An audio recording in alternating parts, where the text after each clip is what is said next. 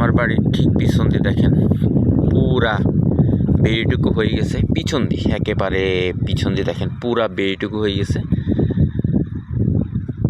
এই হলো আমার বাড়ি। যে গাছপালার পরে এই বাড়িটা, এখানে কিন্তু পুরা বেড়িটুকু হয়ে গেছে। দেখেন এই অংশ পুরা বেড়ি হয়ে গেছে, এদিক দিয়ে আর পানি ঢুকতেছে না। এবং নদীতেও পর্যাপ্ত পরিমাণ ব্লক পড়েছে, এখান থেকে অনেকটুকু বেড়ি হয়ে গেছে, যার ধরনে এখানে আর পানি ঢুকতেছে না, জোয়ারের পানি ঢুকে নাই। এই পাশে দেখেন পুরা খালি পড়ে আছে, জোয়ারের পানি ঢুকতেছে না। তো সামনের দিকে যতটুকু কাজ আছে ওইভাবে যদি পুরা বেড়িটা করা হয়, এক সময় আর জোয়ারের পানি এই এলাকাতে ঢুকবে না। এতে করে অন্তত জোয়ারের পানি থেকে সাধারণ মানুষ কষ্ট অনেকটুকু লাভক হবে।